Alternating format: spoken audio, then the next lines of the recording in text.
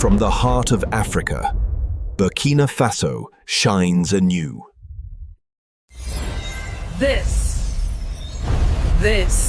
The Africa Spoke.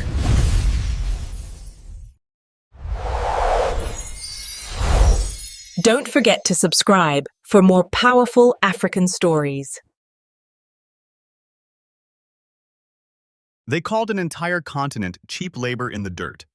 Not in a private meeting, not behind closed doors, but in front of the world. And they thought Africa would stay silent, just like it had for decades. 48 hours later, the world's most powerful mining executives, billionaires who flew on private jets and slept in penthouse suites, were dragged out of luxury hotels in handcuffs. Some were still in their pajamas. Their faces went from arrogance to panic in seconds. This wasn't a police raid on small-time criminals. This was the public takedown of men who had controlled hundreds of billions in gold, oil, and minerals, the very wealth that kept their nations rich while the countries they exploited stayed poor. And here's where the controversy explodes. Those foreign investors the West praised as job creators, the man behind the arrests calls them something else, colonizers in suits. He's not asking them to leave. He's ordering them to pay back what he says they stole or spend the rest of their lives in prison. You might be wondering, who would dare provoke the United States, the European Union, and the biggest corporations on Earth all at once and survive? The answer is not just a name. It's a story that could change how the world talks about Africa's resources forever. Let's back up for a second. This whole thing didn't just come out of nowhere. For decades, foreign mining giants have been digging up Africa's gold, diamonds, and minerals like it's an open buffet. And for just as long, most people living right on top of those resources have seen almost nothing in return. In Burkina Faso alone, official records say foreign companies pulled over $500 billion worth of gold from the ground in the last 50 years. But here's the crazy part. Only about $10 billion ever made it into the national treasury. The rest? Gone. Disappeared into offshore accounts, private jets, and villas on beaches far away from here. And yeah, it's not just Burkina Faso. Across the continent, it's the same playbook. Underreport production numbers so you pay less tax. Bribe government officials to slash your tax rate from 30% to 3%. Move villagers off their land with little more than a handshake and a pitiful payout. Now, in Washington and New York, this is the kind of foreign investment they like to brag about, building economies, creating jobs. But on the ground, ask a miner working 16-hour shifts in choking dust for $50 a month if he feels invested in. And that's exactly the gap the man behind this storm, Ibrahim Traore, decided to blow wide open. He saw the numbers, the contracts, the broken promises, and said, enough. So when Western media tried to paint him as a reckless leader, people here just laughed. Because they knew the truth.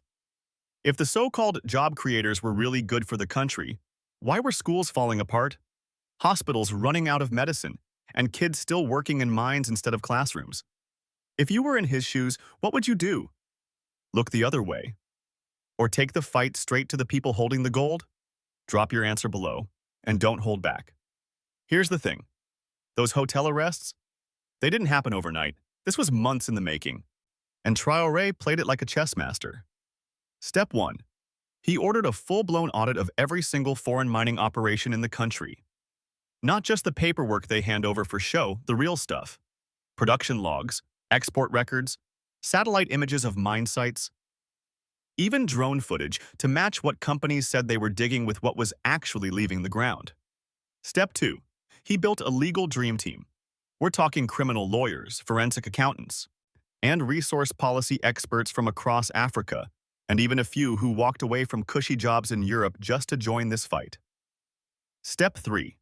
He went quiet. No speeches, no leaks, nothing for the mining companies to get suspicious about. For 6 months, they thought it was business as usual, while undercover informants were slipping into mine offices, photographing confidential contracts, and pulling copies of falsified invoices. The evidence piled up, and it was bad. Some companies were underreporting production by 90%. That's right.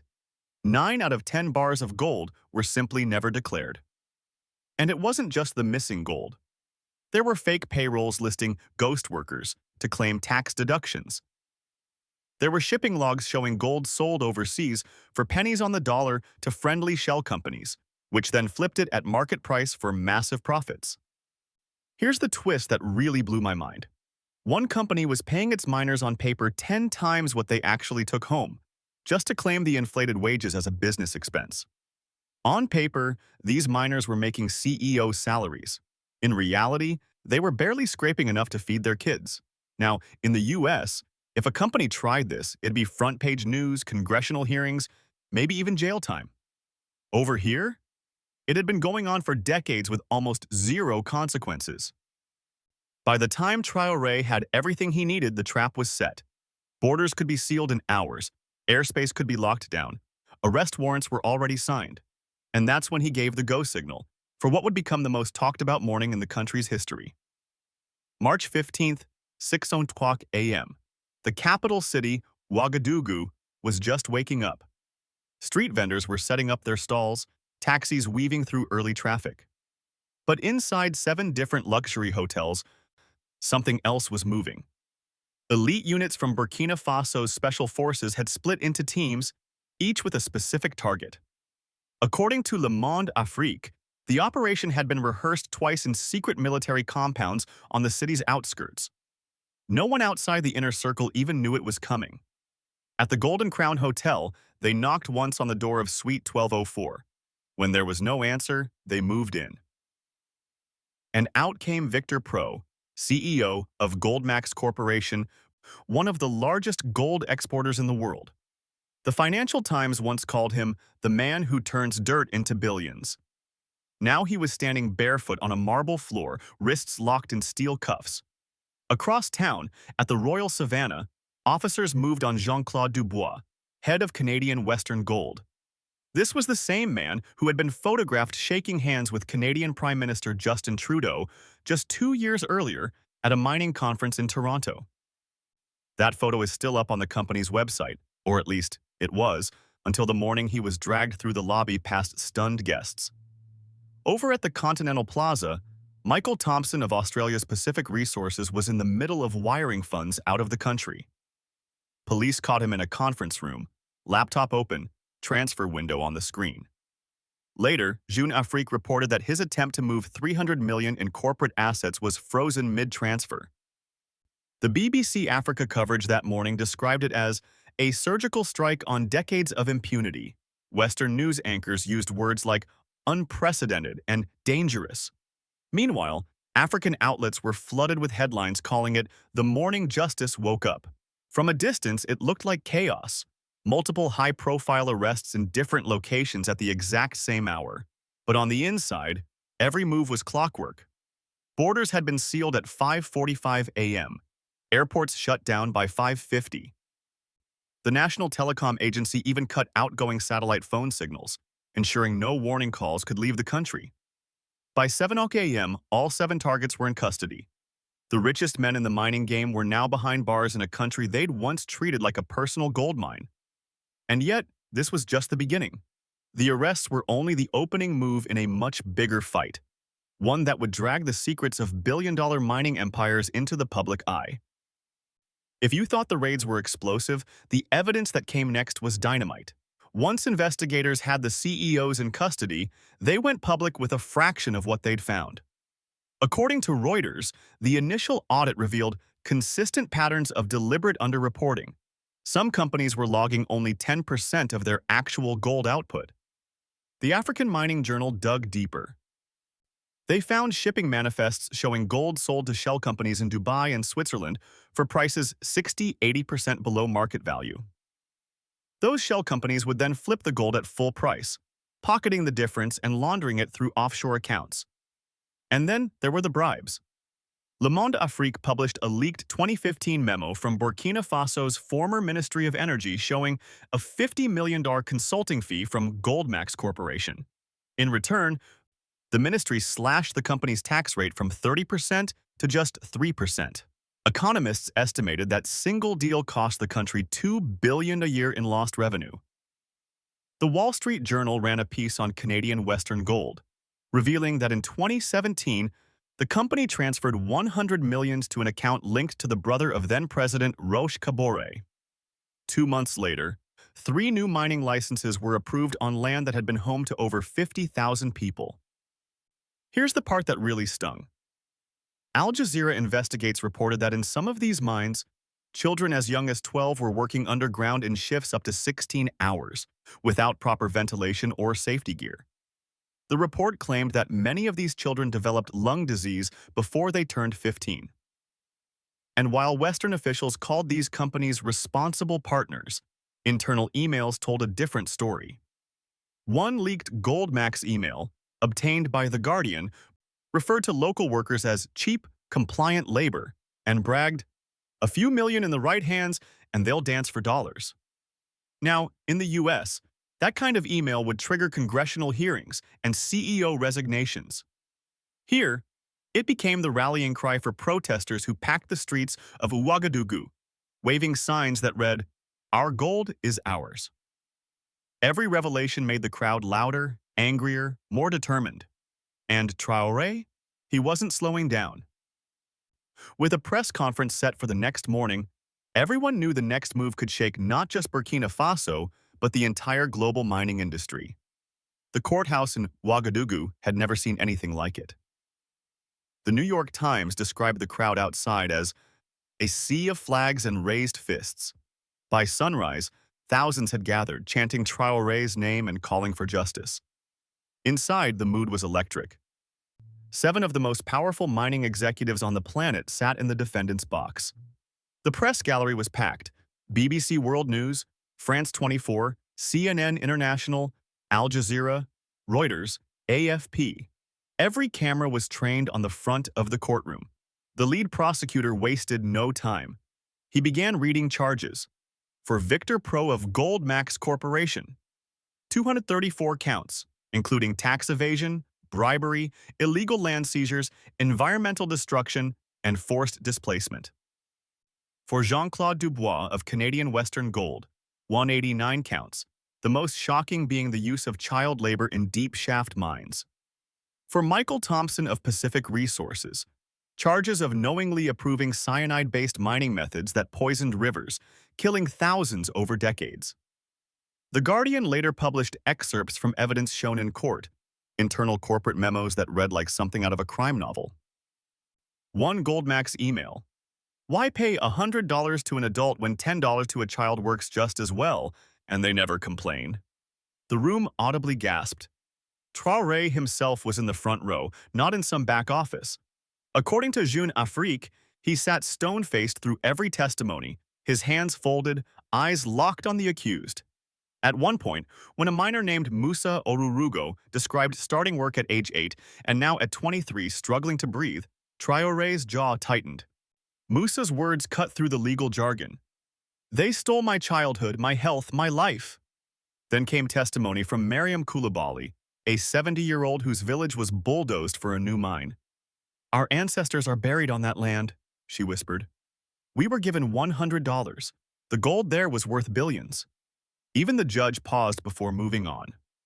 From Washington, State Department spokesperson Matthew Miller told reporters the U.S. was monitoring the trial closely and had serious concerns about due process. In Paris, President Emmanuel Macron called it a dangerous precedent for foreign investment. But in Ouagadougou, the crowd outside roared every time a new charge was read. And here's the thing. The more Western leaders criticized the trial, the more support Traore gained at home. The Financial Times noted that local polls showed over 80% of citizens approved of the arrests and wanted harsher penalties. By the end of the first week, it was clear this wasn't just a trial about gold or corruption. It was a public reckoning. 5 centuries of exploitation laid bare in a single courtroom. If this were happening in New York or London, how do you think the CEOs would be treated? Would they be in a cell or on a golf course waiting for their lawyers to cut a deal? Comment what you think. I'm curious to see your take. 6 months after the first gavel struck, the courtroom was packed wall to wall. Journalists were standing on chairs trying to get a glimpse of the defendants. The Associated Press called it the most anticipated verdict in African legal history. When the chief judge entered, the room fell silent. He read each verdict slowly, as if to let every word sink in. Victor Pro, CEO of Goldmax, guilty on all counts. Sentence, 50 years in prison, plus a $10 billion fine. Jean-Claude Dubois, Canadian Western, Gold, 45 years in prison, $8 billion fine. Michael Thompson, Pacific Resources, life in prison without parole for environmental crimes linked to over 2,000 deaths from cyanide poisoning. Robert McKenzie, Continental Gold, 40 years for forced displacement of entire communities. James Harrison, African Minerals, 55 years for employing children in hazardous conditions. Peter Williams, Global Mining.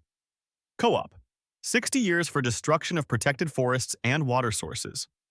David Anderson, Summit Resources, life in prison for financing armed groups to secure mining zones. The BBC noted that there was an audible cheer outside after each sentence, unusual for a court proceeding, but symbolic of how personal this trial had become for the people. But then came the part that made international headlines. Asset seizure. The judge ordered everything owned by the defendants to be confiscated. Yachts, beachfront villas, private jets, offshore accounts, luxury art collections. According to Bloomberg, the estimated value exceeded $35 billion. And here's the twist. The court didn't give the money to the state treasury. Instead, a new fund was created, managed by an independent council of citizens, to distribute the wealth directly to victims and their families. Le Monde reported that the first payouts were already scheduled before the month was over. Western governments reacted sharply. The U.S. Treasury warned of economic consequences and hinted at sanctions. The European Union called the verdict hostile to international investment norms. In Canada, mining lobbyists called for an immediate review of all trade agreements with Burkina Faso. Back home, Traore stood on the courthouse steps and addressed the crowd. Today, we did not just convict 7 men. We put 500 years of theft and exploitation on trial. And today, we won. His voice didn't shake and the crowd erupted into chants of his name. Now, if this happened in America, if courts stripped billionaires of every dollar they'd made through exploitation, would people celebrate or panic about hurting the economy? You tell me in the comments. The verdict wasn't just a legal milestone. It was a shockwave that rippled through every corner of Burkina Faso. Within weeks, the first payouts from the Victims Fund began. According to Jeune Afrique, more than 12,000 families displaced by mining projects received compensation, not in vague government promises, but in direct bank transfers. For the first time in years, villagers who'd been forced off their land could afford to rebuild. Economically, the change was immediate. Bloomberg Africa reported a 300% increase in state revenue in the first fiscal quarter after the asset seizures. Schools that had been crumbling for decades suddenly had fresh paint, new desks, and stocked libraries. Hospitals received shipments of modern equipment. Rural clinics hired doctors who previously had to leave for the cities to make a living. Infrastructure projects moved fast. The Ministry of Public Works, now flush with funds, launched an aggressive road paving program. Within 6 months, over 1,200 kilometers of rural roads were rebuilt, connecting villages that had been isolated for decades. And here's the part that really hit home: mining wages. Before the crackdown, miners were making about $50 a month. The Africa report confirmed that under the new state-owned mining company, base pay jumped to $500. Safety gear, regular inspections, and formal training became mandatory. Fatal accidents in the mines dropped to 0 in the first year. Meanwhile, the West watched with mixed emotions. On CNN International, one panelist called it a bold experiment in resource nationalism, while another warned it could discourage legitimate foreign investment. In the U.S., the Wall Street Journal ran an op-ed arguing that such asset seizures set a dangerous precedent. But for people in Burkina Faso, the proof wasn't in opinion columns. It was in clean water running from new pumps, electricity reaching villages for the first time, and kids trading shovels for school books. Let me ask you this. If your country suddenly tripled its revenue and used it to wipe out child labor, build hospitals, and connect rural communities, would you care if a few foreign investors got angry? Comment your honest answer. What happened in Burkina Faso didn't stay in Burkina Faso. Within months of the verdict, other African nations began to take notice and action. Al Jazeera Africa reported that in Mali, President Assimi Goïta ordered a full-scale review of all foreign mining contracts. By the end of the year, 5 foreign CEOs had been arrested on charges strikingly similar to those in Ouagadougou. In Guinea, the Africa report confirmed that the government moved to nationalize its bauxite industry, a resource critical for aluminum production worldwide. That decision alone sent shockwaves through commodity markets, shaving billions off the stock values of major multinational mining firms. Niger wasn't far behind. According to Le Monde Afrique, President Mohamed Bazoum's administration reclaimed full control of the country's uranium mines, canceling 3 long-term contracts with French energy giant Orano. In a televised address, he even echoed Traore's now famous words, "Our resources belong to our people, not to foreign billionaires." The reaction abroad was swift. The Financial Times ran the headline, "Resource Nationalism Sweeps West Africa." Mining lobbyists in London and Toronto warned of a hostile investment climate. In Washington, the U.S. State Department quietly dispatched envoys to open dialogue, diplomatic speak for damage control. But here's where it got interesting. Not all reactions were hostile. South Africa's Mail and Guardian reported that a coalition of African economists and policymakers called for a continent-wide framework to regulate and tax foreign resource extraction. They cited Burkina Faso as proof that decisive action could yield rapid benefits for local populations. Even in the U.S., voices emerged in support. On Democracy Now!, activist and author Vijay Prashad said, "For the first time in decades, we're seeing African governments set the terms of engagement. That's not a threat to investment, it's a threat to exploitation." This wasn't just a ripple, it was a wave. And with every country that followed suit, global commodity markets got shakier. Gold prices spiked, uranium futures jumped, and mining stocks from Sydney to Toronto slid into the red. Think about that for a second. One leader's gamble in a small West African nation had just rattled billion-dollar industries across 3 continents. Would your country ever take that kind of risk? Or would they keep playing it safe, even if it meant staying broke? By the time the dust settled, Burkina Faso wasn't the same country anymore. The African Development Bank released a report showing national income had tripled in a single year. Poverty rates dropped at record speed, and unemployment hit its lowest point in decades. More than 500 new schools and 200 hospitals had been built. Over 5,000 kilometers of roads were paved, linking rural areas that had been isolated for generations. Clean water reached over 3 million people who had never had access before. Child labor in the mining sector? Completely eliminated. Fatal accidents in the mines? 0. For many here, these weren't statistics. They were proof that justice wasn't just possible, it was profitable. But outside the continent, the narrative was different. The Wall Street Journal warned of a dangerous trend of anti-investor sentiment in Africa. The European Union debated emergency measures to protect its resource supply chains. In Washington, some policymakers quietly admitted, off the record, that they feared other countries might follow Burkina Faso's lead. Traore addressed the nation one final time that year. Standing on the steps of the new state-owned mining headquarters, he said, "We are not enemies to anyone. Our doors are open to fair and honest trade. But the era of exploitation is over." And here's the thing. Whether you see him as a hero or a populist, you can't deny the impact. One bold decision changed the course of a nation, rattled global markets, and gave millions of people hope they hadn't felt in generations. So now the question comes to you. If your country had the chance to take back its resources, would you support it? Even if it meant going against the most powerful nations and corporations on Earth? If your answer is yes, say it loud. Comment below, share this story.